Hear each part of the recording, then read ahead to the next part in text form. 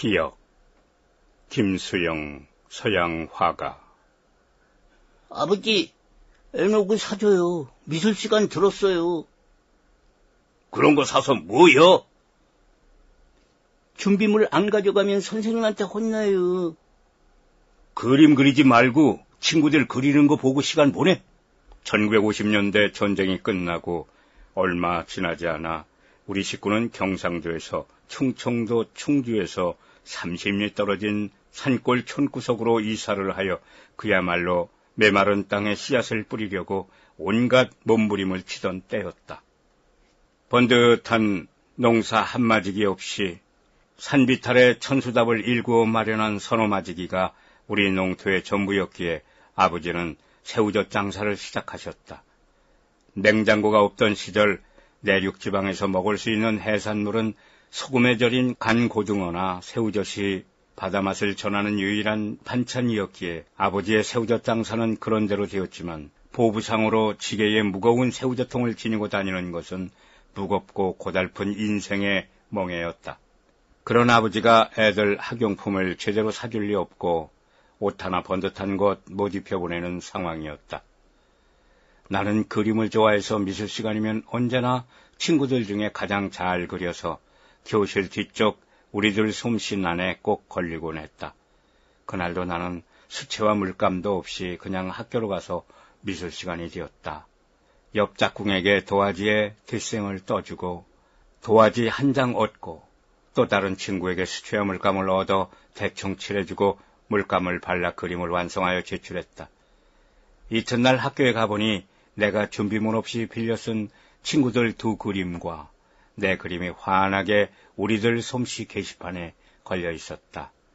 이튿날 엄니가 나에게 부엌으로 오라고 손짓하기에 나는 무슨 일인가 하고 엄니를 따라 부엌으로 가보니 엄니는 항아리 속에서 무얼 꺼내 나에게 주었다. 엄니 손에는 내가 그렇게도 갖고 싶었던 꿈에도 그리던 수채화 물감이 들려 있었다. 아버지 몰래 갖고 다녀. 책보에 싸서 아버지한테 들키지 말어. 야. 그러면서 주름진 엄니 얼굴에 수건을 쓴 머리가 이상했다. 평소 엄니는 찬빗으로 머리를 곱게 빗어 뒤쪽에 모아 쪽을 치고 은으로 된 비녀를 꼽고 있었는데 그날은 엄니 머리가 싹둑 잘려 있었고 시집 올 때 외할머니가 사주셨던 은비녀는 온데간데 없었다. 엄니. 모른 척해. 네 아버지한테 말하지 말어. 엄니는 긴 머리를 잘라 가발 수집상에게 파시고 그 돈으로 수채화 물감을 사주신 것이었다. 그해 설날 눈이 무릎까지 쌓인 날 아버지는 조촐한 차례상을 마련하고 6남매에게 다소곳이 조상님들에게 절을 시킨 다음 우리들을 앉혀놓고 하신 말씀. 너희는 그래도 김해김씨 판서공파 57대 장손이여. 옛날 조상님은 나라의 높은 판서를 지낸 분이여. 조상님이 보살피고 하늘에서 도우니 열심히 공부해서 판사나 검사 한번 해라. 그림 그리는 환장이 될 생각은 아예 때려치우고 아버지 생각이다. 알았지? 하셨다. 그리고 그 설날에도 쉬지 않으시고 아버지는 새우젓찜을 지고 강 건너 노은면으로 장사를 나섰다.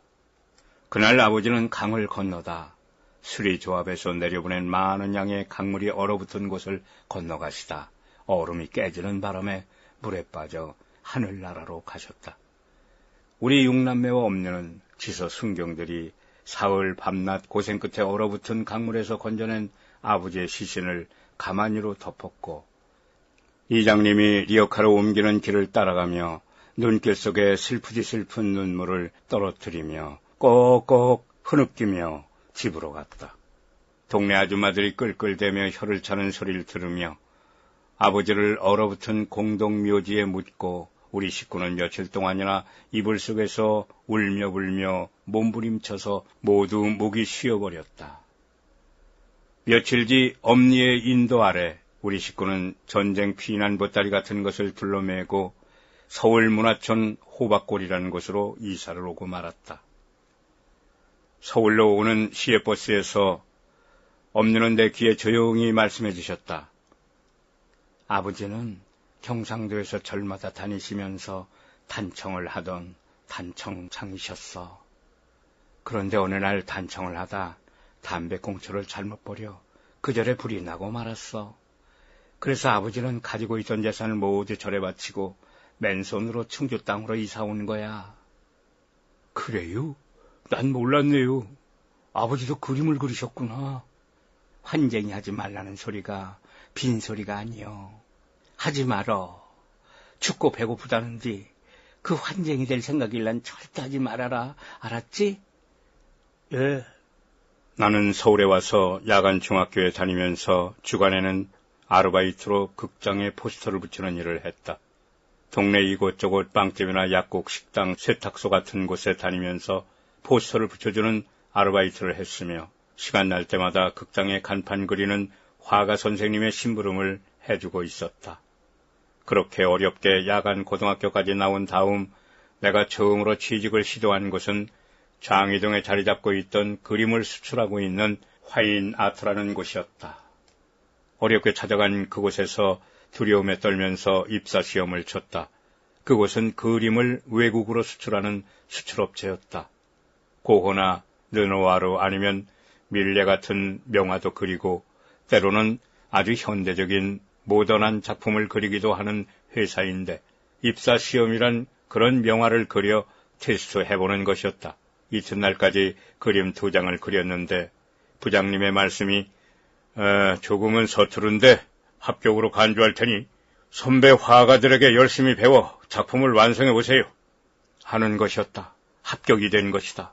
사실 나는 유화를 난생 처음 대하는 것이어서 재료를 다룰 줄 몰랐는데 힘들게 그린 유화가 시험에 합격한 것이었다. 환쟁이가 되어 뭐 할래? 춥고 배고프다는데.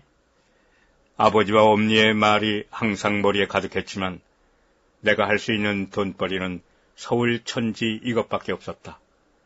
그 뒤 구로공단에 있는 한국 아메리아라는 곳으로 옮겨 몇 년 동안 그림을 그렸고 그곳에서 완벽한 그림쟁이가 되었다.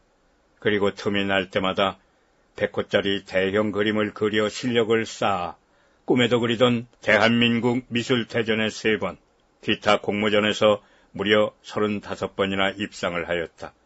드디어 화가가 된 것이었다. 지금도 나는 45년째 용산에서 작은 화랑을 하며 그림을 그리고 있다. 지난 1월달 눈이 무릎까지 쌓인 날 시외버스를 타고 충주를 찾았다. 50여 년 동안 무척이나 바뀐 시골의 공동묘지를 찾아 아버지의 묘에 막걸리 한 잔을 부어드리고는 눈밭에서 큰 절을 2번 올렸다. 매섭게 부는 솔바람 속에 아버지의 목소리가 들려왔다. 춥고 배고프다는데 그림 그려서 뭐하노? 다른 건 다 해도 환쟁이는 하지 말거라. 알았지? 아버지, 죄송해요. 지가 못나서 그림 그리는 것밖에 못하는구먼요. 죄송해요, 아버지. 그래, 네가 그림 그려서 애들 학교 보내고 아내 병 고치고 작게나마 잘 사니 다행이다. 아버지, 죄송해요. 제 인생은 늘 춥고 배고팠어요. 아직도 그래요. 아버지 말 들었어야 했어요. 묘지 뒤쪽 소나무 위에 쌓였던 눈이 내 머리로 가득 쏟아져 내리고 하얀 눈 위에 내 눈물이 후두둑 떨어져 내렸다. 아버지, 감사해요.